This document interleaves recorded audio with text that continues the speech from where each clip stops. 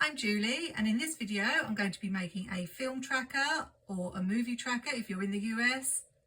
I'm also going to be updating my TV and reading tracker pages, which I made back in January. These are a couple of quite old Happy Planner sticker books that I'm going to use today. I also have this movie sheet, which came from the Summer Memories sticker book from Amber Plans a Day that I picked up recently in a Facebook D-stash. And I have a couple of movie washi tapes. I'm going to begin with the updating of my tracker for TV programs. This is the page that I made back in January, where I used these really ancient stickers that came from the good old days of Happy Planner when they did stickers on a roll, to list 25 shows that I'm planning to watch in 2025. When I filmed this video, I found I actually had more than 25 that I wanted to watch, but I put down the ones that were available to me at the time. I thought I would use these tiny star stickers or heart stickers. There are plenty of these in Happy Planner sticker books to show which TV shows I've finished. There won't be very many because some of them are really long series and have lots of episodes, but I have seen The Ones Who Live. As a big fan of The Walking Dead, I wanted to find out what happened. And I'll try not to give any major spoilers of anything I talk about in this video. I also caught up with Chicago Fire season 12, really enjoyed that, although it was sad to see a couple of main characters leave during that series, a particularly big one at the end. It's going to be interesting to see how the show moves on without them. Season 13 has just started here in the UK, so although it's not on my list, I probably will be watching that in 2025. I think the only other show I've completed is The Good Doctor, season 5, and I'm nearly towards the end of season 6. I'm binge watching that at the moment. I wasn't too well in April, and at first I wasn't well enough to watch any telly, but as I started to feel better and wasn't going out, I thought that was the perfect opportunity, and I've watched all of season 5 and nearly at the end of season 6. So my plan is to watch all of that and get that show finished. Really enjoying that series. I think in season 4 I went off it a little bit, which was why I stopped watching it. But I thoroughly enjoyed season 5 and I'm really enjoying season 6 too. Definitely a show I'd recommend if you like medical dramas. It has finished now and I'm told it does come to a sort of an end, so that's good to know. I made these episode trackers using the journaling sticker book from Happy Planner. What I did was I took this habit tracker sheet here and enlarged it on my printer so that I had the size I wanted. I did leave room for another season of Chicago Fire, so I might add that now, although I'm not sure exactly how many episodes there are going to be in season 13, so maybe I will leave that. I have got room to add other things that I'm going to be watching, but as you can see, I've got quite a lot of telly viewing to do. I'll highlight the episodes that I've watched because I am partway through some series, and this just helps keep track of my progress.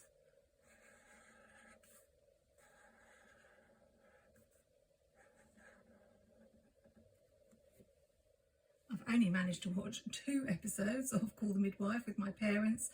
What we have done is watch a couple of films, which is where I got the idea for doing the film tracker, because I realised I hadn't made a page to track the films that I watch. I don't watch many in a year. I generally prefer TV series and shows, and I only go to the cinema a couple of times a year, but I do watch a few films on the TV as well. So on to my reading tracker that I made. I only read a couple of books in 2024, so 25 is a little bit of a leap because I'm more of a TV person than a book person. And theoretically, I should be aiming to read 2 books a month to reach my target. So as it's now May, I should be on my 9th book, but I've only read 6, as you can see. I think part of the problem is I took all these titles from Mary Ellen, Planning with Bumbles, recommendations from her reading journal, and some of them aren't really the sort of books I would read. In fact, my favourite genre is science fantasy, like Lord of the Rings, and none of these are anything like that. Moving forward, in an effort to get back into reading more, I'm going to go back to my favourite author, Terry Brooks, as I got about halfway through the Shannara series of books and then stopped when life got really busy, back when I was teaching. So I'm going to see if I can read at least one more series to hopefully get me back into reading and hitting my goal of 25 this year. I'm using a Muji 0.38 to fill in the details, and although I've got a long way to go, at least I've beaten my total for 2024.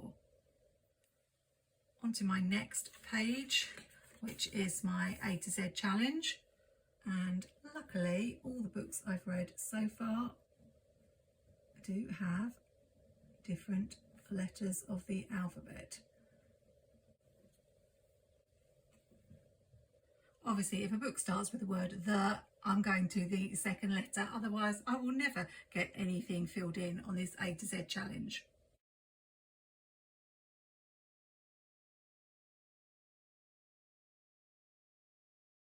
Now on to my review pages. I made these with a quadrant stencil from Upsidaisy. Upsidaisy is a UK online store, and that's where I also got this dot grid journal. When I made these pages, what I was planning to do was write a very brief review and give it a mark out of 5. And I wasn't planning to print out the book jackets, but actually I found it was really easy to do. I don't have a computer at the moment, but all I did was get the images off Amazon on my phone, screenshot them, resize them, and then I used the ID photo option on my Canon printer app.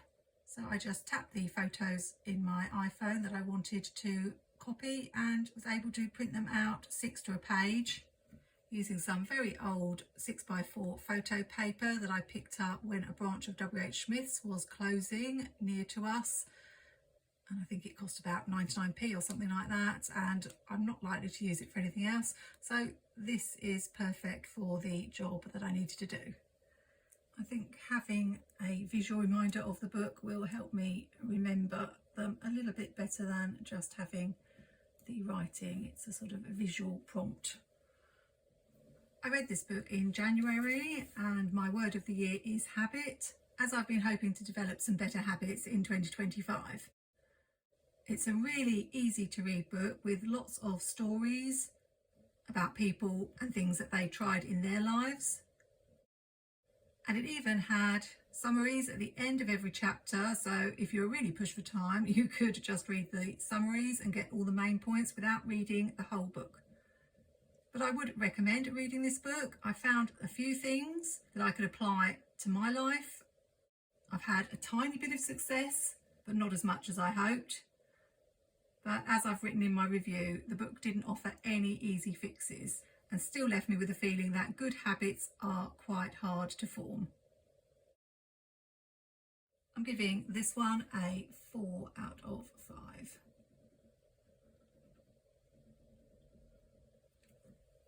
The Cheat Sheet by Sarah Adams was a very light read. It's a friends to lovers romance story, but it was all very predictable, seeing as they let you know right at the start of the novel how they both felt about each other. So it was just a case of them realising. I was expecting some sort of conflict to arise, to throw a spanner in the works between them, but that never happened.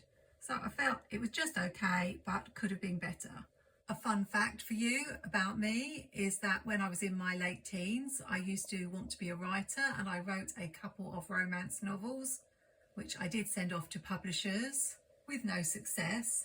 But one of the comments I got on one of my manuscripts was that readers liked the viewpoint to be only from the female perspective, whereas I had done a couple of scenes from the male perspective. Obviously, I was way ahead of my time because that's how romances are done now. Just a shame it wasn't appreciated back then. I'm giving this one a 3. I knew The Nightingale was probably going to be quite an emotional story and difficult to read at times because of the subject matter. It's about two sisters living in France during World War II.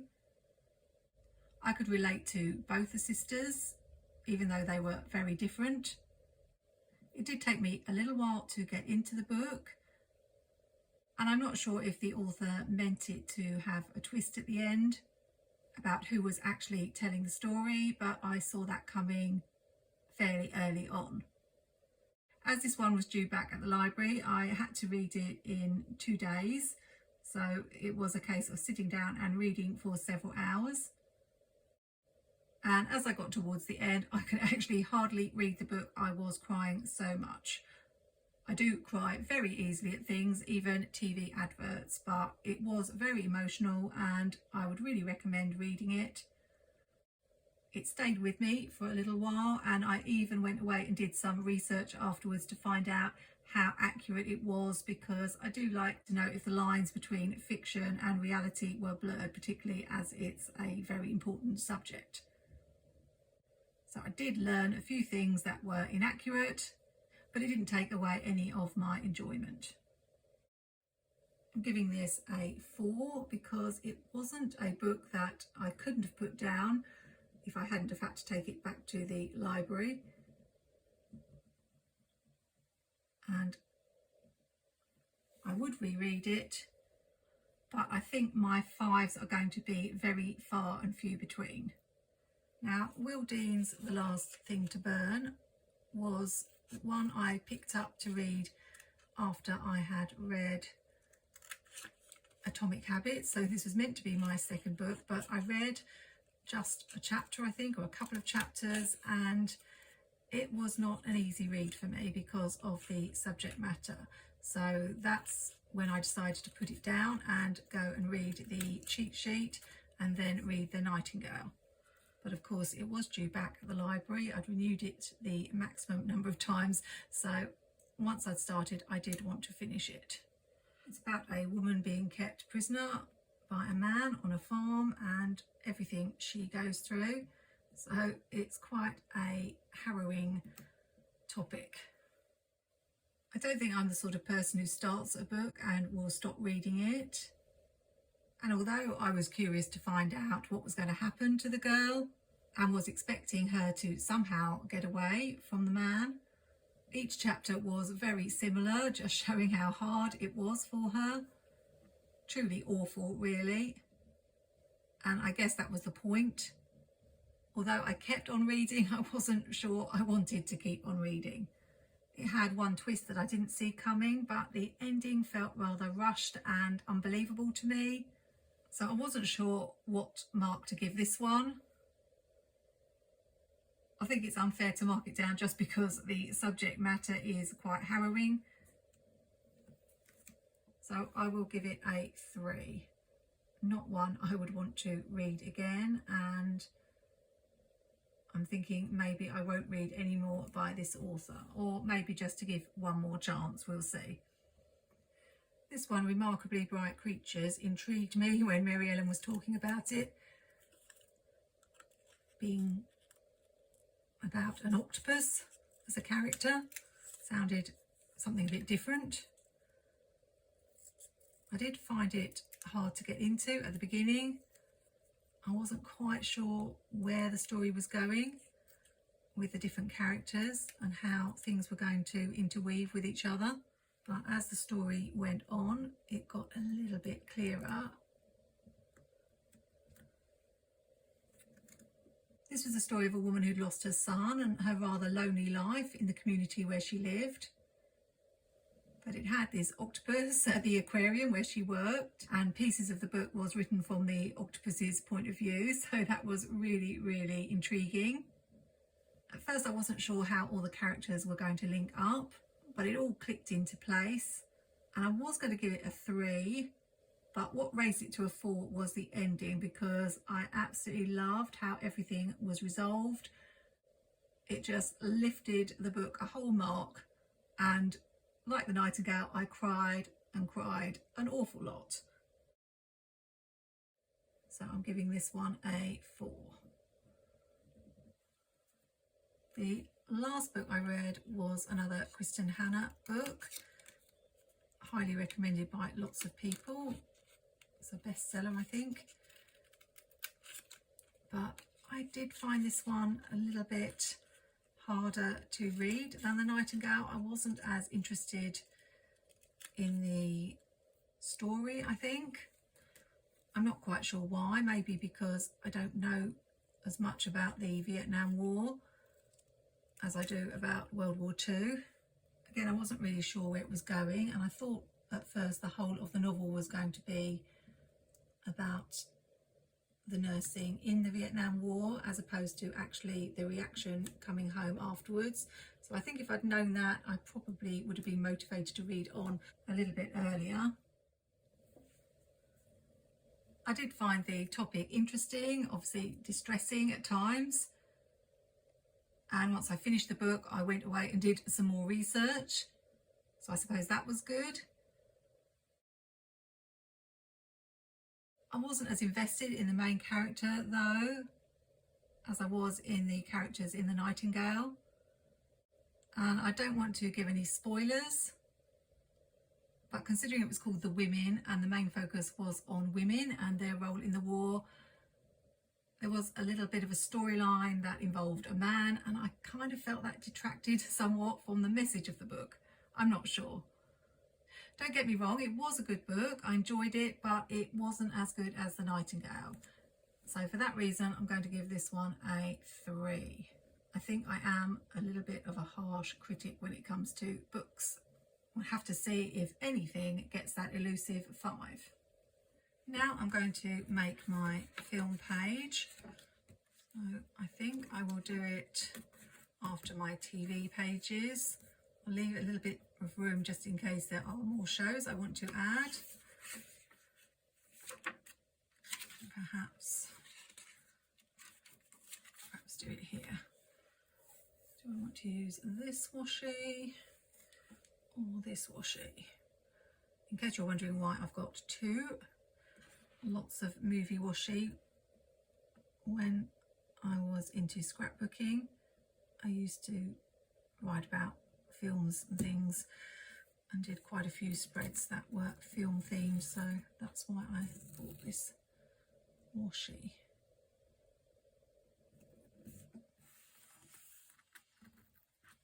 What a shame it's ripped there.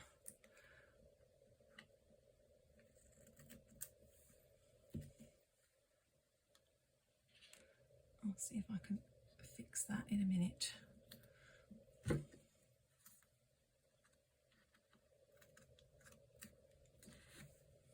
I'm not sure if this little piece will fit on.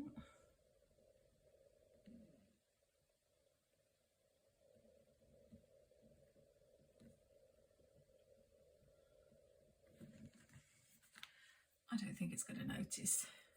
Better watch to see it doesn't happen again at the top.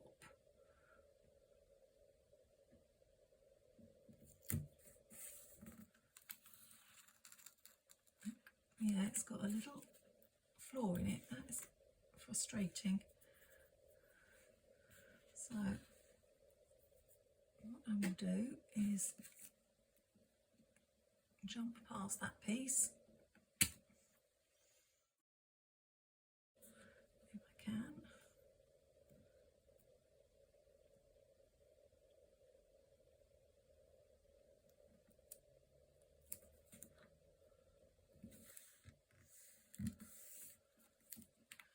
Hopefully that's not going to keep happening.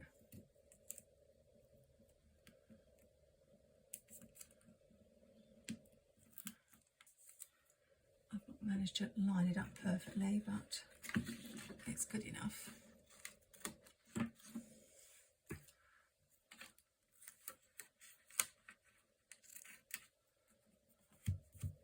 I used some letters from Planning Things Black Alphabet sticker book for the title.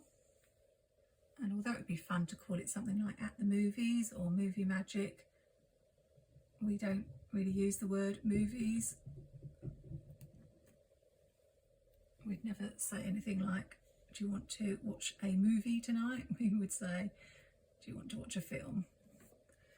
I'm not sure if I want to do any sort of reviews or just write the titles of the films. I don't think there will be that many in the year.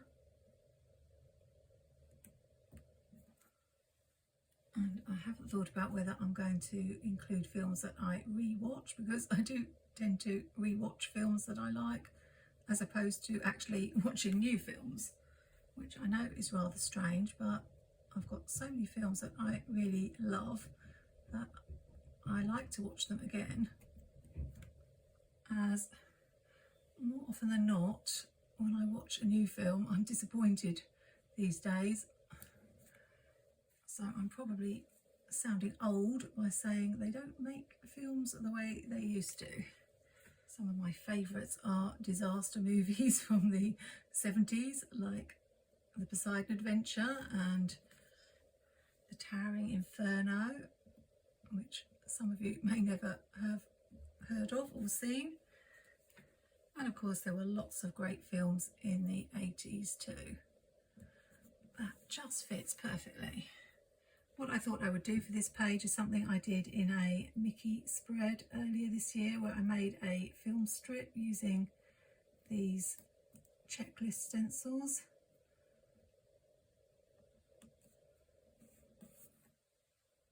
And I can draw some little boxes to write the name of the film and the details in. I think at the moment I've only got maybe 3 films I've watched this year.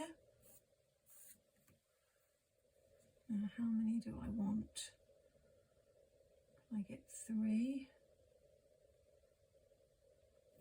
I think we can.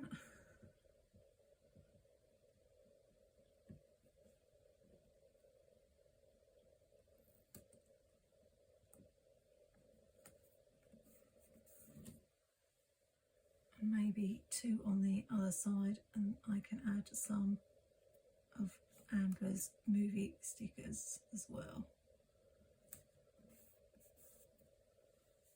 That's not straight, I'm sure you're saying. I'll try again.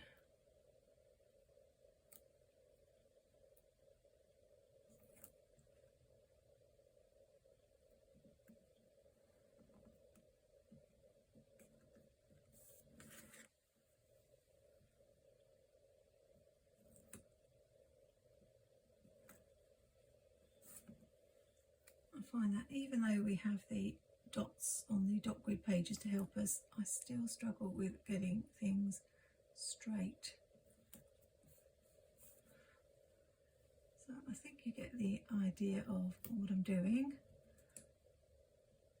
and I don't want to make you watch the whole process, so I'll be back when I'm done.